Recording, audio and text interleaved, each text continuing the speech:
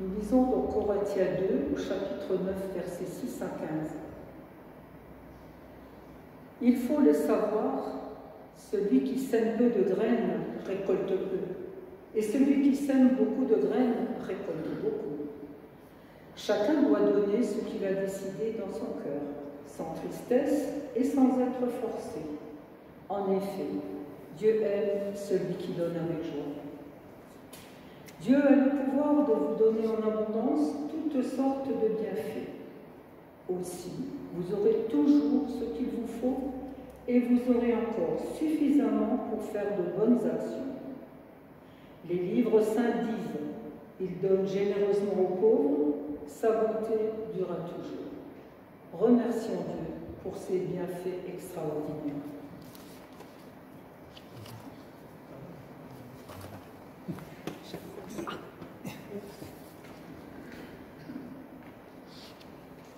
Voilà, pour celles et ceux qui veulent relire peut-être à la maison, dans la deuxième lettre de Paul aux Corinthiens, au chapitre 9, j'ai intitulé le texte qu'on vient d'écouter « Fructifier pour servir ».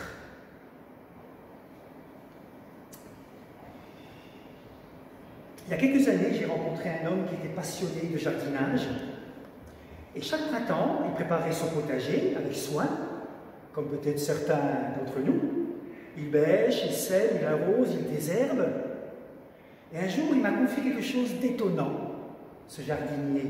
Il m'a dit, tu sais, Daniel, je ne sème jamais une graine sans penser aux fruits qu'elle va donner. Si je mets une graine de tomate en terre, je n'attends pas une carotte. Ah Roland, hein. Si on sème, hein, il vaut mieux. Hein. Sinon, voilà, c'est... Et surtout, je sais que cette graine n'existe pas pour elle-même, mais elle est là pour nourrir les autres. Rappelez-vous, quand vous jardiniez, ou même encore en ce moment, voilà. Eh bien, frères et sœurs, notre vie chrétienne, c'est exactement cela. Nous sommes une semence. Et une semence qui reste dans des sachets. Peut-être que chez vous, vous avez encore des sachets fermés de tomates et de choux, de je ne sais pas quoi, qui datent d'il y a 5 ans, il y a 10 ans. Voilà, ah ben oui, voilà. Eh ben, elles sont enfermées dans ce sachet, elles ne servent à rien. Oui. C'est une semence inutile, dommage, stérile. Mais une semence qui accepte d'être plantée, de mourir en pleine terre, alors elle porte du fruit. Jésus l'a dit, si le grain de blé tombe en terre ne meurt pas, il reste seul, mais s'il meurt, il porte beaucoup de fruits, dans Jean 12. Alors j'aimerais voir un peu avec vous ce matin comment Dieu nous appelle non seulement à porter du fruit, mais à fructifier ce fruit, à le faire grandir pour le servir. Même si vous avez 80 ans et plus, ce message est pour toi. Même si tu te dis, oh Daniel, moi j'ai assez fait, j'ai assez donné assez de fruits, j'ai assez porté du fruit, maintenant c'est les autres à faire. Non, non, non. Même à 80 ans, Dieu peut se servir de toi. Tu peux même le dire à ta voisine ou à ton voisin, Dieu peut se servir de toi, même âgé. Heureusement, il nous a formés, il nous a équipés pour qu'on puisse porter du fruit. Comment? Ça va être le premier point. Il nous a façonnés avec l'orientation de notre cœur. Ça, c'est le premier point. L'orientation de mon cœur. Dieu t'a formé par l'orientation qu'il y a au fond de toi. La Bible dit que le cœur n'est pas seulement l'organe qui bat dans notre poitrine. Le cœur, dans le langage biblique, c'est le siège des émotions, du désir, des motivations profondes, de nos rêves, de nos passions. Là où est ton trésor, là où est ton cœur, dira Jésus. Écoutez-moi bien, vous avez tous, ici présents, tous des sujets qui vous passionnent. Non? Qui vous motivent. Certains aiment enseigner, d'autres aiment aider, d'autres aiment mettre de l'ordre, organiser, d'autres sont passionnés par la musique, par le dessin, par la décoration, par l'organisation, d'autres par la prière. Et ça, c'est pas par hasard. Ce sont des traces de l'empreinte de Dieu en toi. Dieu a mis ça en toi. Oui. Souvenez-vous quand vous étiez enfant ou adolescent et que vous faisiez des choses qui vous captivaient pendant des heures et des heures. Rappelle-toi, qu'est-ce que tu aimais faire quand tu étais plus petit, et ça passait tellement vite que tu ne voyais même pas le temps passer. Tu dis, oh, déjà, parce que tu n'étais pas... Peut-être que personne d'autre de votre famille ne partageait cet intérêt, mais vous étiez absorbé. Eh bien, ce désir-là, Dieu a mis cette semence en vous. Dieu a mis cela en vous, il t'a formé, et il veut se servir de cela. Quand vous servez avec ce que vous aimez, vous n'avez pas besoin qu'on vous motive. Vous le faites avec joie, vous êtes efficace, vous êtes passionné. Servir le Seigneur, ce n'est pas une corvée, c'est un plaisir. Et ce qui se passe dans l'Église, c'est qu'on demande à des gens de faire des choses pourquoi ils ne sont pas faites. Et alors ça râle, ça rouspète, il y a de la colère et je m'en vais. Parce que vous faites des choses qui vous plaisent pas. Fais ce que tu aimes faire. Moi j'aime jouer de la musique. Demandez-moi de faire des enseignements dans une faculté de théologie, c'est pas mon truc. J'aime pas enseigner. J'aime jouer de la musique, de temps en temps prêcher. Oui, de temps en temps. Il va pas se mettre. Ça suffit, non? Voilà. Vous me donnez une guitare, j'arrive prêcher avec ma guitare. Et je passe des heures. Qu'est-ce qui fait battre ton cœur? Cherche-le maintenant. Qu'est-ce qui fait battre ton cœur? Qu'est-ce que tu aimes faire? Rappelle-toi, avec passion, aimez-le au service de Dieu. Angélique, c'est son anniversaire aujourd'hui. Elle dira quelques mois après. Qu'est-ce que tu aimes faire avec passion? Puis la vie a fait que... Tu as peut-être fait autre chose. C'est pour chacun. Le premier point. Dieu t'a formé avec l'orientation de ton cœur. On continue? Le deuxième. Dieu t'a formé par tes ressources et tes talents. Par nos ressources et nos talents. Vos ressources naturelles. Certains pensent qu'ils n'ont aucun talent. Daniel, il en a beaucoup. Il joue de la musique, il prêche, et moi. C'est faux. La Bible dit qu'il y a diversité de dons, mais c'est le même esprit. Diversité de services, mais le même Seigneur. C'est le même Dieu qui opère tout en tous. Tout ce que vous savez faire peut être utilisé pour Dieu. Dans l'Ancien Testament, quand Dieu a demandé à Moïse de construire le tabernacle, il a rempli des hommes comme Betsalel et Oliab d'un esprit d'habileté en art, en travail, en métal, en broderie. Oui, Dieu utilise même des talents techniques. Peut-être que vous êtes bon en cuisine. C'est drôle, pourquoi j'ai dit bonne en cuisine? Vous êtes bon en cuisine, en bricolage, en musique, en gestion, au secrétariat, en organisation, en accueil. Peut-être que vous êtes un bon organisateur, quelqu'un qui sait écouter, qui sait parler. Ce sont des trésors confiés par Dieu en toi. Oui. Et laissez-moi vous dire une bonne nouvelle, il n'y a pas d'âge pour servir. Enlève ça de ta tête, c'est faux. Il n'y a pas d'âge pour servir Jésus. Caleb avait 85 ans lorsqu'il s'est mis au service de Jésus. Qui a plus de 85 ans? Une, deux, voilà. C'est tout. Alors les autres, au boulot, avec ce que Dieu a mis en vous. Alors ne dites plus « je ne sais rien faire ». Au contraire, dites « Seigneur, montre-moi comment utiliser ce que j'ai pour toi ». Ça te parle? Montre-moi comment utiliser ce que j'ai pour toi.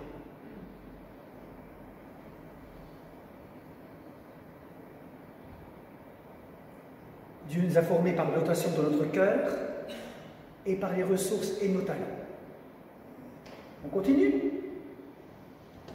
Oh, vous êtes dit, pourquoi je suis venu ce matin? Il m'a demandé de faire des choses. Si j'avais su, j'aurais même fait rester à la maison. C'est ta fête aujourd'hui? Non, c'est pour vous, pour nous encourager à servir Jésus. Troisième, Dieu nous a formés par notre personnalité. Oui, par notre personnalité. Dieu respecte votre manière d'être. Il nous a créés uniques. Certains sont introvertis. Enfermés un petit peu sur eux. Voilà. Certains sont extravertis. Toujours en train d'aller vers les gens à gauche, à droite. Certains aiment la stabilité. Oh, Daniel, moi, j'aime pas trop les changements, la stabilité. Certains aiment le changement. Il faut que ça bouge. Qu'est-ce qu'on fait après? Et où est-ce qu'on va? C'est comme ça. Certains réfléchissent avant d'agir. D'autres font peut-être des décès. Tout ça, ça ne fait pas partie du plan de Dieu. Regardez les disciples. Pierre était un impulsif, un sanguin, l'apôtre Pierre. Impulsif. Paul, l'apôtre Paul, était colérique, déterminé. Heureusement qu'il était là, Paul, déterminé. Il a écrit la moitié du Nouveau Testament, presque. Heureusement. Dieu s'est servi de lui. Le prophète Jérémie était sensible, mélancolique. Et pourtant, Dieu les a utilisés chacun à leur manière. Si on prend le thème de l'évangélisation, l'introverti, qu'est-ce qu'il va faire? Il va partager sa foi tête à tête. Je connais quelqu'un qui dépose, d'une manière inconnue, des petits versets de la Bible à des endroits. C'est beau, personne ne le sait. Et la personne là dépose, chez le dentiste, chez le médecin, dans la rue, des petits versets bibliques. Elle met ça dans les livres, dans les revues, et tout, les gens feuillettent, puis voient un verset de la Bible. Waouh! Chacun sa façon. Et l'autre, il y a des évangélistes qui vont aller sur le marché à Hayange et qui vont prêcher pendant 10 minutes, devant tout le monde. L'un n'empêche pas l'autre. Chacun, avec les capacités. Est-ce que l'un est meilleur que l'autre? Ben non, les deux sont nécessaires. Frères et sœurs, si vous servez selon la personnalité que Dieu vous a donnée, alors vous serez heureux et efficace. Mais si vous essayez de copier quelqu'un d'autre, vous serez frustré. Dieu ne veut pas que vous soyez une copie, il vous veut authentique. Il n'y a qu'un Daniel, c'est moi, et ça suffit. Heureusement qu'il n'y en a pas deux.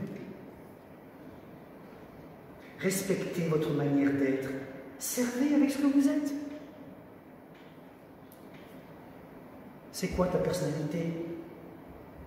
Tu te sens plutôt extraverti, toujours en mouvement, je sais pas, un peu réservé, un peu mélancolique. Dieu va se servir de cela. Quelqu'un qui est fonceur, qui a besoin de tout, que ce soit planifié et on avance, Einstein, et on y va. Voilà, là qui rigole. Mais oui, chacun. Heureusement qu'ils ne sont pas tous comme eux.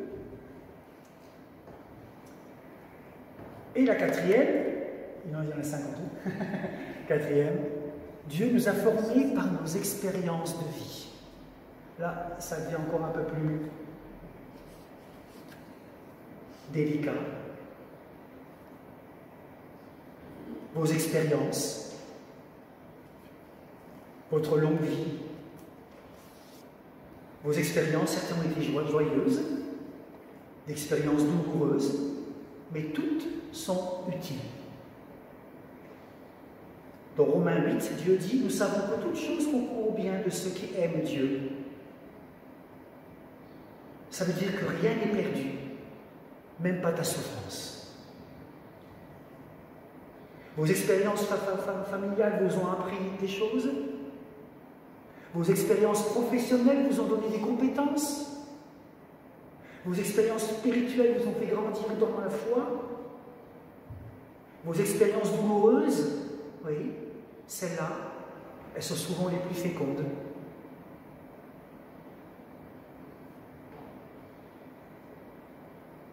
Qui peut mieux comprendre un parent qui traverse la maladie d'un enfant qu'un autre parent qui est passé par là? Qui peut mieux aider un alcoolique qu'un ancien alcoolique?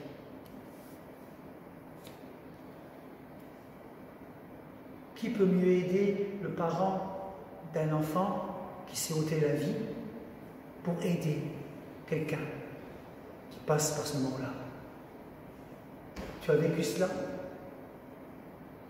Ta souffrance n'est pas gratuite. Dieu va s'en servir. Il te parle, il se sert de ce que tu souffres pour aider les autres. Seigneur, montre-moi comment. Et il va le faire.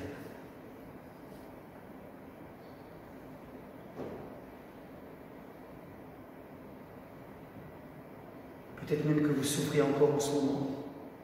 Sachez-le, Dieu est en train de faire votre histoire, de faire de votre histoire un outil puissant de service. Ton expérience n'est pas inutile.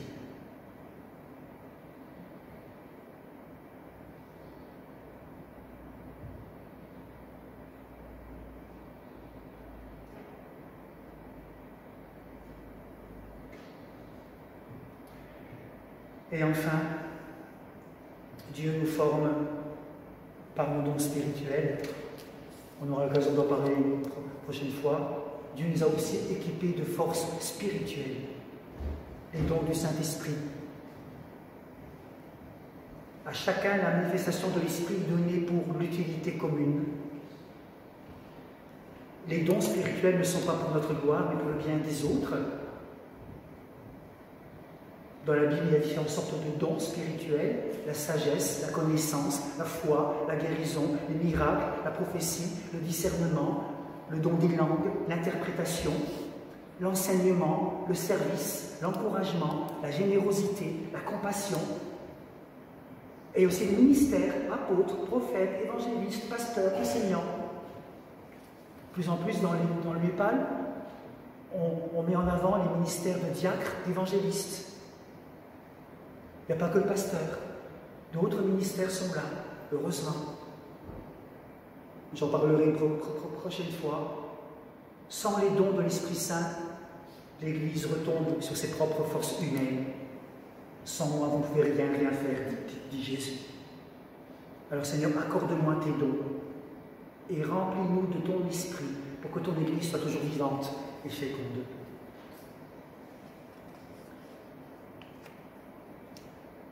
Vous avez été formés pour servir. Je conclus en nous rappelant les 5 points. Rappelle-toi ton cœur, comment il a été orienté par les passions, par tes talents naturels. Dieu t'a formé par ta personnalité qui est unique, par toute ton expérience et enfin par les dons spirituels.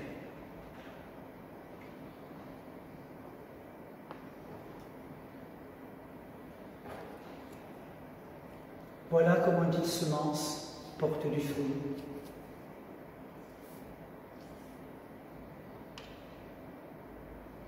Un jour, quand on ira devant Dieu,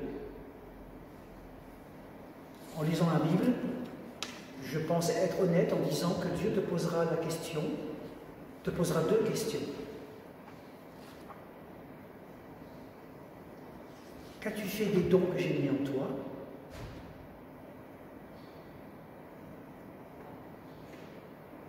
Et qu'as-tu fait de mon Fils, Jésus?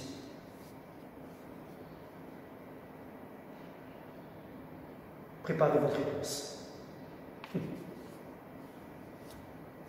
Qu'as-tu fait de ce que je t'ai donné? Et qu'as-tu fait de Jésus-Christ, mon Fils?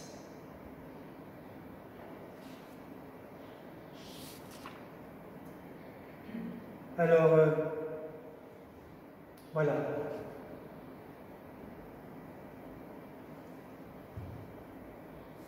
Pour finir, je vous laisse avec ces 2 questions, pendant que Marlène nous conduira dans un petit moment musical. Comment puis-je servir les autres avec enthousiasme en aimant ce que je fais? Quel don, quelle expérience puis-je offrir à mon Église?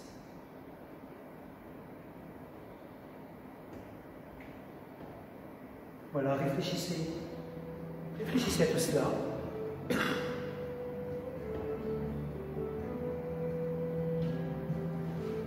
Comment puis-je servir les autres avec enthousiasme en aimant ce que je fais?